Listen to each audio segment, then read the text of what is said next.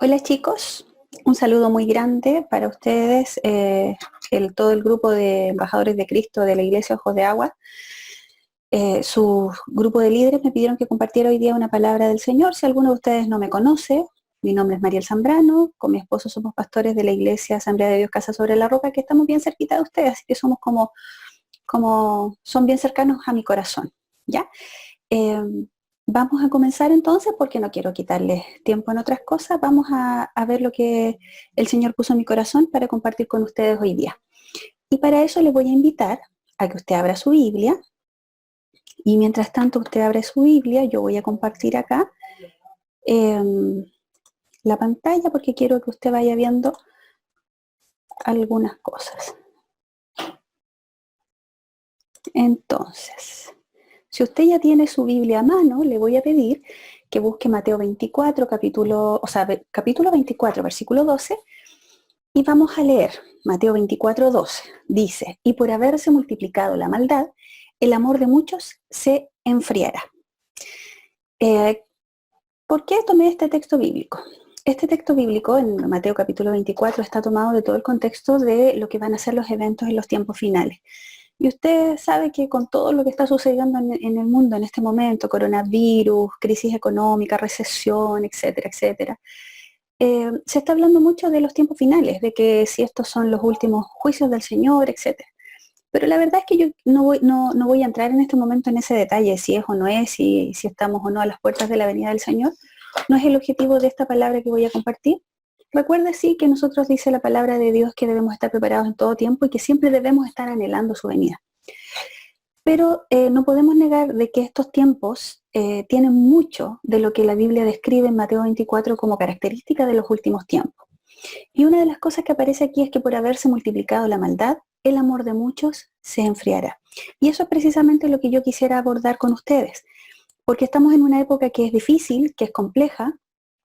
Estamos en una época en donde si usted está siendo responsable, ¿cierto? No se está juntando con sus amigos, no está teniendo cultos en la iglesia. Y la verdad es que para un joven a veces es más difícil mantener su fe intacta cuando no nos podemos juntar con los otros. Cuando no puedo juntarme con mi amigo, con mi amiga, con mi líder, orar juntos, alabar al Señor, cuando no tengo este momento congregacional de levantar las manos y de buscar del Señor y de repente como que, chanfle, ¿qué está pasando? Estoy en mi casa, si nadie más es cristiano, nadie me invita a orar, me cuesta más, no agarro la Biblia, tengo distractores, tengo el computador, tengo el WhatsApp, tengo mil cosas y de repente pareciera ser que nos empieza a pasar esto que dice acá, que el amor de muchos se empieza a enfriar. Entonces, pregunta, ¿cómo es que esta maldad, cómo es que la maldad que rodea nuestras vidas hace que nuestro amor se enfríe? Y vamos a ver algunos detallitos importantes. Primero, cuando estamos rodeados de maldad, esa maldad, el pecado que nos rodea nos desanima. Porque todo lo que usted está viendo alrededor, y eso no tiene que ver solamente con la situación del COVID, sino que todo lo que está pasando en general en nuestros tiempos alrededor, de repente nos tiende a desanimar como cristianos. ¿Por qué? Porque nos hace sentir que somos la minoría. Y somos una minoría que no es validada, sino que es una minoría que es rechazada. Somos anticuados, somos muy cuadrados, no somos progresistas, no tenemos una visión tolerante y muchas cosas así. Entonces se nos empieza a estigmatizar. Y usted probablemente ha vivido esto en el contexto donde está, sus compañeros de estudio, de trabajo, en donde, que es un pensamiento antiguo, que la Biblia es machista, que etcétera. Y de repente todo eso nos agobia y nos hace sentir minoría. Nos pone bajo un ataque en donde se hace burla de nosotros o se nos hace mucha presión. Recuerdo siempre hace muchos años atrás, cuando yo estaba en el colegio todavía, eh, había una chica en otro curso que era cristiana y que cuando el recreo terminaba, sus compañeros de curso se ponían a ambos lados del pasillo y cuando ella entonces se apresuraba a entrar a la sala, todos sus compañeros al unísono empezaban a burlarse de ella y a cantar canciones como canutas, pero en burla. Entonces esa niña tenía una compañera dentro de su mismo curso que también era cristiana. Y una vez yo estaba conversando con esta chica y ella me dijo que no quería decir en el curso que era cristiana. Y yo le digo, ¿pero por qué? Y me dice, no, porque si no se van a burlar de mí igual como se burlan de ella.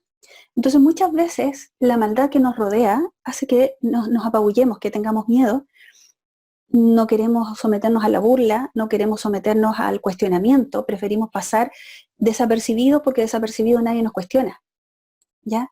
Pero también la maldad nos hace sentir solos, porque en algún momento resulta que llega el concepto, ah, no, tú no. Sí, ya, bueno. Y resulta que nos damos vuelta por un lado y maldad, nos damos vuelta para el otro, hay más maldad y nosotros. Y pareciera ser que se nos olvida también que el Señor está con nosotros, que el Señor es fiel. Empezamos a olvidar las promesas de Dios y de repente nos sentimos solos. Y más aún en este contexto de cuarentena, porque por último, si yo antes me sentía solo, llegaba al culto y ya no estaba más solo. Podía orar con mis hermanos, podía ir donde mis líderes a lo mejor oraban por mí, me ponían su mano encima y yo me sentía reconfortado. Pero ahora pareciera ser que estoy más solo que nunca. Entonces, lo primero, la maldad a nuestro alrededor nos desanima. Lo segundo, que hace que nuestro amor se enfríe. La maldad no solo nos desanima, sino que también nos seduce, porque la maldad tiene su origen, ¿cierto?, en el corazón pecaminoso del ser humano. Y este corazón que engendra pecado, ¿cierto?, que sigue el pecado, que le da el gusto al pecado, no presenta al pecado como algo malo, ¿ya?, sino que lo presenta como algo interesante, como algo atractivo. Si yo me siento sola y de repente aparece una persona que yo sé que no es la voluntad del Señor y esa persona se interesa por mí y se muestra atento y empieza a tener actitudes que yo digo, pucha, en otro lado no las encuentro, y de repente el mundo y el pecado me empiezan a seducir. Entonces, si yo por un lado siento que la maldad me ataca, pero por otro lado también hay un aspecto, una arista de esta maldad y del pecado que me comienza a seducir, empiezo a pensar, bueno, pero es que en realidad todos lo hacen. Lo hace esta persona y esta persona es una súper buena persona, tiene familia, es buen papá, no sé, es buena trabajadora, es súper buena compañera en la universidad, en el colegio, y esa persona lo hace, entonces no debe ser tan malo. Y pareciera ser que la maldad se empieza a disfrutar, perdón, a disfrazar, ¿cierto? Y ya no aparece como un diablo con cacho y con tridente, sino que se empieza a ver, como dice la Biblia en Génesis 3, agradable a los ojos, parece ser algo rico, algo deseable, algo que en realidad no es tan malo, depende de cómo se mire, se empieza a relativizar, entonces nos empieza a seducir, nos empieza a envolver. Si por un lado la maldad nos hace sentir solo y nos achica, nos hace como sentirnos menor, por otro lado la maldad también nos empieza a seducir y entonces nuestro amor por el Señor comienza a fallar, comienza a decaer, ¿ya? Eh, por otra parte, la maldad y el pecado nos hacen dudar del poder de Dios, porque cuando estamos rodeados de un mundo que consume el pecado, que practica el pecado, que promueve el pecado, y si usted no me cree, vea las propagandas, no necesita ir a un canal de televisión que tenga, no sé, películas porno. Usted basta que prenda la tele y vea un par de comerciales y se va a dar cuenta de que se promueve el pecado como algo bueno, como algo agradable, como algo deseable. Y entonces en medio de eso aparecen preguntas como ¿por qué Dios permite todo esto? Y si nos vamos más cercanos a lo que estamos viviendo, ¿por qué Dios permite que tanta gente muera por el COVID?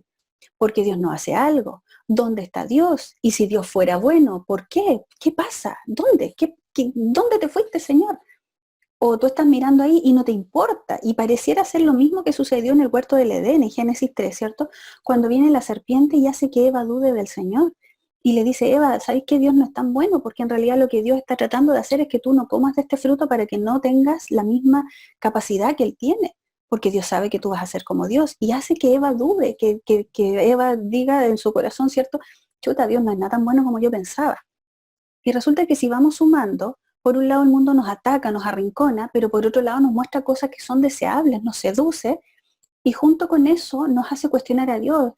¿Dónde estaba Dios cuando te pasó esto, cuando te rompieron el corazón? ¿Por qué Dios permitió que te hicieran esto?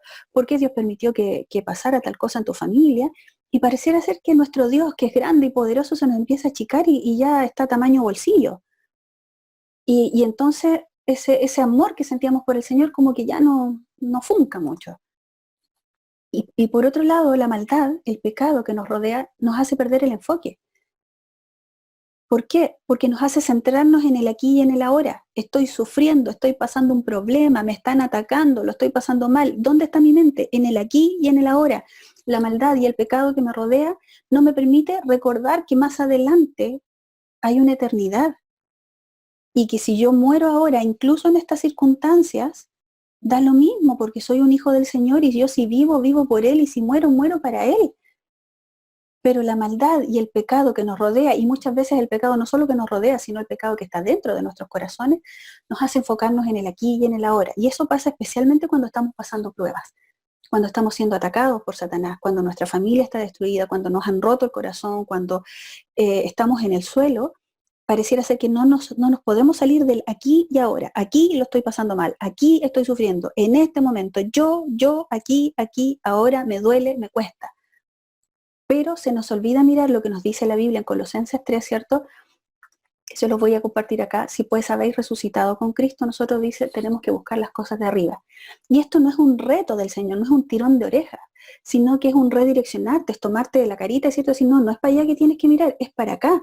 Mira arriba las cosas del cielo. ¿Por qué? Porque si tú estás mirando arriba, lo que está pasando en el aquí y en el ahora se vuelve en un contexto. Y tú dices, sí, aquí y ahora lo estoy pasando mal, pero yo tengo una eternidad con Cristo y eso nadie me lo puede arrebatar. Romanos lo dice, ¿cierto? Ni la vida, ni la muerte, ni principados, ni potestades, ninguna cosa creada me puede separar del amor del Señor que es en Cristo Jesús.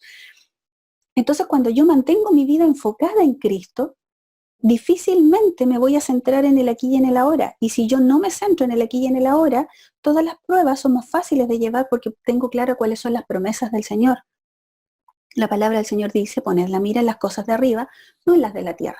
¿Por qué? Porque nosotros ya morimos. El día que yo rendí mi corazón al Señor, yo morí, ¿cierto? Y ahora dice que mi vida está escondida en Cristo. Él tiene mi vida protegida en sus manos, mi vida protegida en su presencia, ¿ya? Si usted mira esa fotito que yo le estoy compartiendo ahí, usted tiene una pareja, ¿cierto? Un matrimonio. Y es típico que pasan los años y el matrimonio cae en la rutina y parece que el amor se enfría y la cosa ya deja de ser. Y de repente hay una conversación en donde el concepto es, ya no es lo mismo.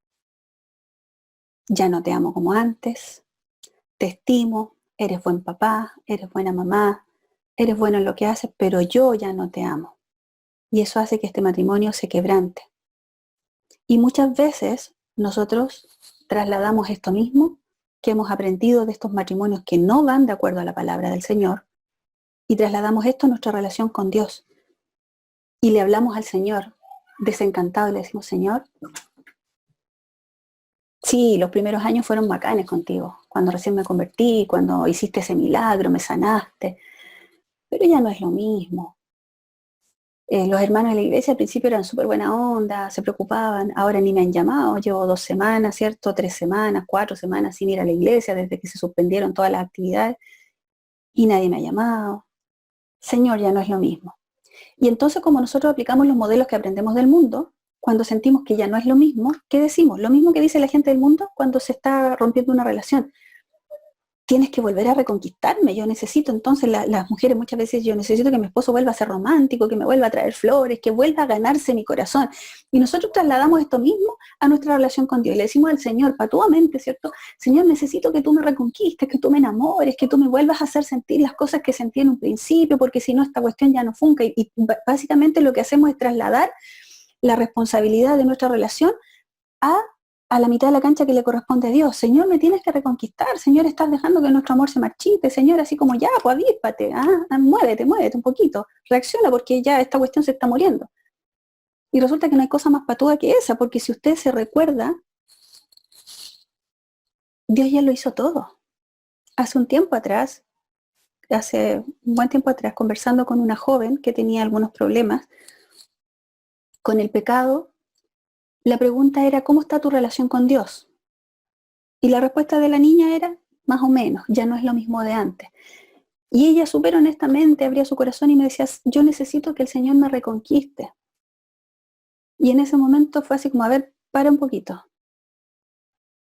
Y es lo mismo que yo te pido que hagas ahora, para un poquito. Y te voy a hacer la misma pregunta que le hice a ella. ¿Qué más tiene que hacer Dios para demostrarte su amor? ¿Hay algo más que pueda hacer el Señor? ¿Que acaso no se subió a una cruz por amor a ti? ¿Que acaso no te demostró su poder en la resurrección? ¿Que acaso no te dejó un libro grande lleno de promesas ¿Que acaso no te dejó su Espíritu Santo que te consuela, que te llena? Entonces, ¿qué más tiene que hacer Dios para reconquistarte? ¿No será que estamos perdiendo el foco? ¿No será que no es responsabilidad de Dios esta relación porque Él ya lo hizo todo? Y porque como su palabra lo dice, Él siempre permanece fiel, incluso cuando nosotros somos infieles. Entonces, ¿será que Dios tiene que reconquistarte? ¿O será que tenemos que reenfocarnos? Fíjese que cuando uno va al libro de Apocalipsis, como usted lo ve ahí, en el Apocalipsis capítulo 2 y 3 aparece el mensaje a las 7 iglesias. Y el primer mensaje es a la iglesia de Éfeso. Y el versículo 4, que es un versículo muy conocido, dice, tengo contra ti que has dejado tu primer amor. Si había un reclamo que Dios le hacía a esta iglesia, era haber dejado el primer amor, haber dejado que este amor se apagara, haber seguido haciendo buenas cosas, pero por las razones incorrectas. Muchas veces nosotros lo hacemos por costumbre, pero la maldad que nos rodea, la maldad que nos atosiga, hace que este amor se enfríe y nos vamos alejando de este amor. Y el Señor nos está llamando a volver a este primer amor, a volver a amar al Señor, porque Él no ha dejado de amarnos y Él no ha dejado de hacer todo lo que siempre ha hecho por nosotros. Por eso dice el versículo 5, por eso recuerda de dónde has caído, vuélvete a Dios y haz otra vez lo que hacías al principio. Si no, iré a ti y quitaré tu candelero de su lugar, a menos que te vuelvas a Dios. La palabra dice, recuerda de dónde has caído. Cuando tú empiezas a sentir que tu amor por Dios se empieza a apagar y parece ser que Dios ya no te cautiva como te cautivaba antes, el consejo que nos da la palabra del Señor es recuerda de dónde has caído. Recuerda de dónde te sacó el Señor. Recuerda lo que el Señor hizo por ti en la cruz del Calvario. Y recuerda también dónde estás ahora. Si el pecado te tiene en el suelo, recuerda de dónde te sacó el Señor y cómo el Señor lo puede hacer nuevamente. Pero no es la responsabilidad del Señor, porque el Señor no ha dejado de obrar ningún día. Aún en medio de la tempestad, Dios ha estado ahí contigo y Dios ha cumplido cada una de sus promesas, porque Él es fiel incluso en nuestra infidelidad. Entonces eres tú, soy yo los que tenemos que darnos vuelta y volver a fijar nuestra mirada en Cristo. Voy a retomar el mismo versículo con el que empecé, Mateo 24. Por haberse multiplicado la maldad, el amor de muchos se enfriará. Y si usted sigue un versículo más, que es el versículo 13, fíjese, dice, más el que persevere hasta el fin, este será salvo. Tu amor por el Señor no puede estar condicionado por lo que te rodea, porque a los cristianos en este mundo siempre nos va a rodear la maldad. Y mientras más aumenta la maldad, más difícil parece ser seguir al Señor. Y a causa de la maldad, el amor de muchos se enfriará. Yo estoy segura de que en este momento, no solo en la congregación de ustedes, en todas las congregaciones a nivel del mundo, hay muchos hermanos y muchos jóvenes que están dejando de lado su relación con Dios, porque su relación con Dios dependía de estar congregándose, de estar en el grupo, de estar con los amigos, de estar cantando canciones de moda. ¿Cuántos de ustedes nos están cortando las venas porque no pueden estar ahí en la iglesia tocando, no sé, la última canción, La Bendición, que está en todos los idiomas, ¿cierto? Pero tenemos que entender de que nuestro amor por el Señor no depende del contexto, nuestro amor por el Señor depende de la esencia de Dios y la esencia del Señor nunca va a cambiar. Y eso es maravilloso. Puede cambiar todo a mi alrededor, pero la esencia del Señor, el quién es Él y lo que Él hizo por mí y las promesas que Dios tiene para mí nunca van a cambiar. Por eso mi amor por el Señor no se puede apagar. Mi amor por el Señor no depende de lo bien o lo mal que me trataron, no depende de si la persona a la que yo amaba me rompió o no me rompió el corazón. No depende aún de los errores y de los pecados que otros cometan contra mí. Mi amor por el Señor depende de la gloriosa obra de Cristo en la cruz del Calvario y esa obra fue perfecta y no hay nada que me pueda quitar eso. Ni la vida, ni la muerte, ni lo alto, ni lo bajo, ni lo presente, ni lo porvenir. Ninguna cosa creada me puede apartar del amor del Señor. La palabra del Señor en Hebreos 12:2 dice, puestos los ojos en Jesús, el autor y consumador de la fe. Yo quiero dejarte con este pensamiento, con esta exhortación. Si tú sientes que tu amor se ha estado enfriando, fíjate qué está pasando con la maldad que te rodea. ¿Te ha desanimado? ¿Te ha mentido? ¿Te está haciendo sentir que eres una minoría? Y recuerda que con Cristo somos más que vencedores. ¿Te ha estado haciendo sentir que Dios ya no es lo mismo, que parece que a Dios se le pasó el efecto poderoso? ¿O te está seduciendo con su pecado? Cualquiera sean estos casos, vuelve tus ojos a Cristo, vuelve tu mirada a Cristo, como lo leímos en Colosenses, vuelve a poner tu vista en las cosas de arriba, donde está Cristo sentado a la diestra de Dios, porque tu vida fue comprada en la cruz del Calvario. No permitas que tu amor por el Señor se enfríe. No permitas que lo que hizo Dios en la cruz del Calvario sea minimizado por los engaños de Satanás.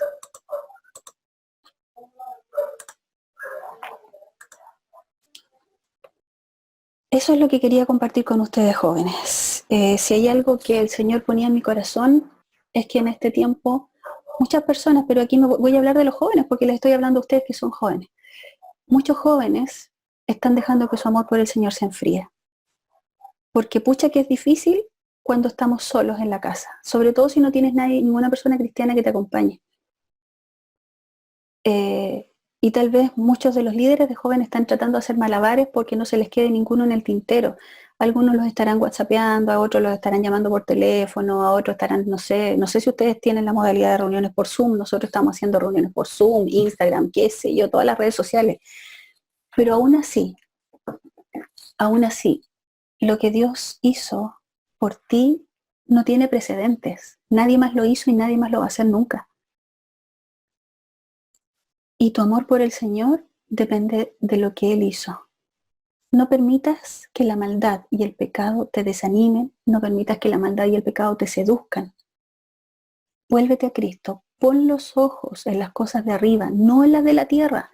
No permitas que la angustia por lo que está pasando, por el COVID, por si se va a contagiar a alguien, si vas a volver a clases, los que están en esta cuestión de las clases presenciales, online, virtuales, en paro, no paro, no permitas que eso te angustie. No permitas que el estar lejos de tus amigos en Cristo, que son una bendición, pero no permitas que eso te decaiga, porque tus amigos no pueden ir a verte a la casa, pero el Señor está contigo. Cuando el Señor anunciaba la muerte, los discípulos se ponían tristes, pero el Señor les dijo, es necesario que yo me vaya y les voy a mandar un consolador. Entonces el Espíritu Santo está. Y este es el momento de que tú hagas real en tu vida lo que está pasando, o sea, lo que está escrito en la Biblia. Si el Espíritu Santo es para ti, no es para el pastor y los líderes y los maestros. El Espíritu Santo está, te puede hablar. Tu Biblia es el mayor tesoro que tienes en este momento. Léela, busca del Señor. El Señor te va a hablar. Y preocúpate también de aquellos que el Señor va poniendo en tu corazón. Ha sido un gusto poder compartir esta palabra con ustedes, chicos. Les amo de verdad en el Señor. Ustedes son muy queridos para nosotros. A muchos de ustedes los conocemos personalmente y les amamos porque son hijos del Señor. ¿Ya? Busquen al Señor. No permitan que el amor hacia el Señor se enfríe. Porque el que persevera hasta el fin, dice la palabra del Señor, este será salvo. El Señor les bendiga. Besitos. Saludos para todos.